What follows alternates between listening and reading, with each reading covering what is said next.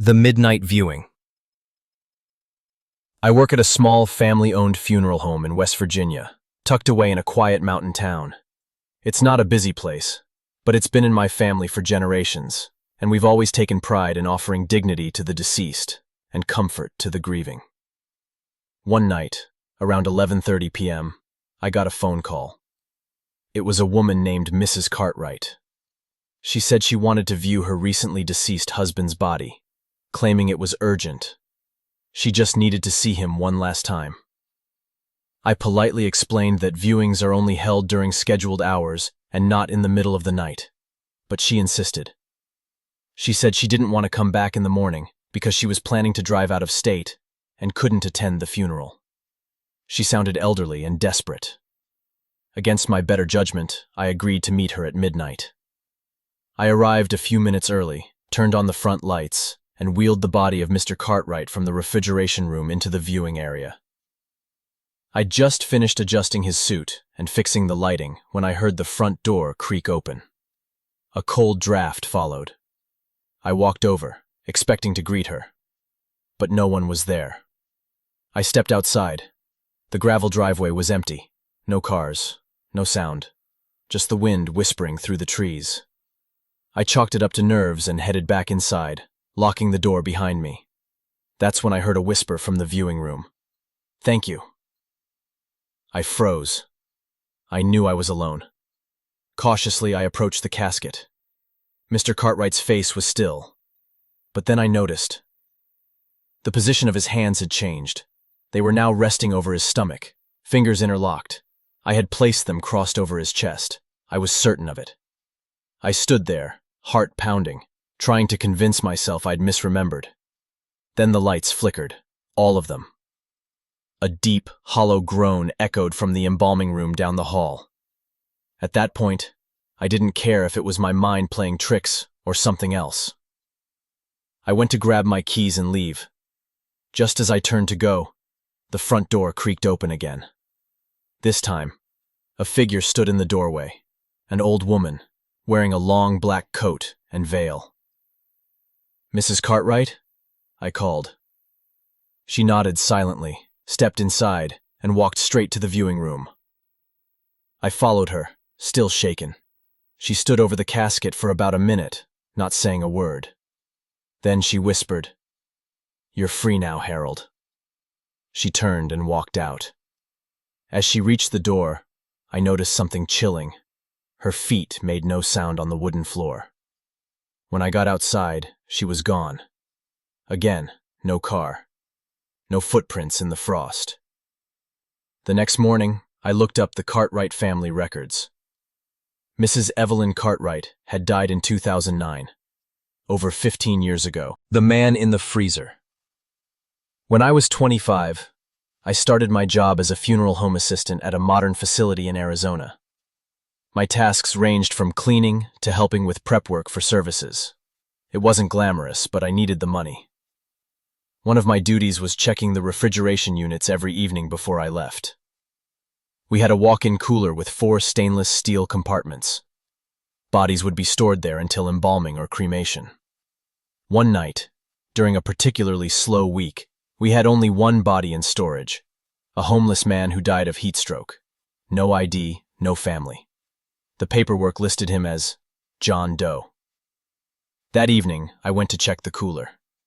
I stepped in, shivering slightly from the cold. I checked the clipboard. Compartment 3, John Doe.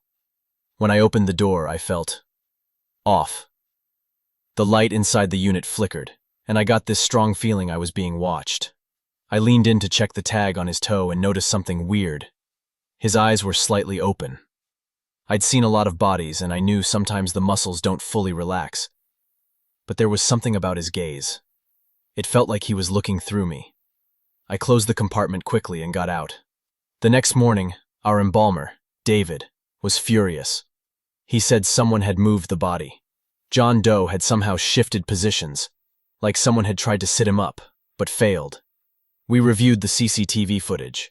Between midnight and 3 a.m., the camera pointed at the cooler showed static. Just those hours, nothing before, nothing after. David joked it was probably a prank by old spirits and laughed it off. I didn't laugh. 2 nights later, I was alone in the facility, doing some late paperwork. Around 2 a.m., I heard a loud bang from the back. I ran toward the cooler and found the door to compartment 3 wide open. Inside, the body was gone. Panicking, I searched the room. Then I saw him, John Doe, sitting upright against the far wall, eyes wide open, mouth agape in a silent scream. I screamed and bolted. I called David and refused to go back inside. The police arrived, ruled it a mechanical failure with the locking mechanism and muscle contraction from decomposition. They moved the body to another facility. But I'll never forget his expression, like he had seen something so horrifying in death that it shocked him awake, just long enough to show me. Ashes in the attic. My aunt passed away in 2017 and left behind an old Victorian house in upstate New York. My cousin was supposed to handle the estate but asked me to check the attic. There were rumors that our great-grandfather, a funeral director during the 1940s, used to store overflow bodies during harsh winters when the ground was too frozen to bury. I thought it was just family folklore, until I opened the attic door. The air was thick with dust and something else, something metallic and sour. As I climbed up, the weak bulb cast long shadows across antique furniture and old wooden trunks. In the corner, I found a stack of boxes labeled with dates, each from the 1940s. Inside were small ceramic urns, some cracked, others perfectly sealed. No names, no tags, just years etched in chalk. I called the local funeral records office. Nothing matched.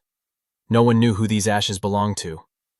That night, while staying at the house, I kept hearing soft footsteps above me, pacing, slow, deliberate. I told myself it was rats. The second night, the sound changed. It wasn't footsteps, it was dragging, like someone pulling something heavy across the floor. Around 2:30 a.m., I went upstairs. The attic door was open. I hadn't touched it that day. When I stepped inside, I saw a single urn in the center of the floor. It hadn't been there before. I reached down to pick it up and noticed something that froze me. Fingerprints in the dust. But not mine. Child-sized. I left the house the next morning. Weeks later, I found a letter buried in one of the trunks. It was written by my great-grandfather. It confessed that during WW2, due to supply shortages and a severe winter, he had cremated bodies unofficially, sometimes without consent, and stored them to deal with later. Some were never properly identified or buried. He ended the letter with this: "I pray their souls forgive me, though I don't think they ever will. They walk these halls at night, and I hear them every winter." But I'll never forget his expression, like he had seen something so horrifying in death that it shocked him awake, just long enough to show me.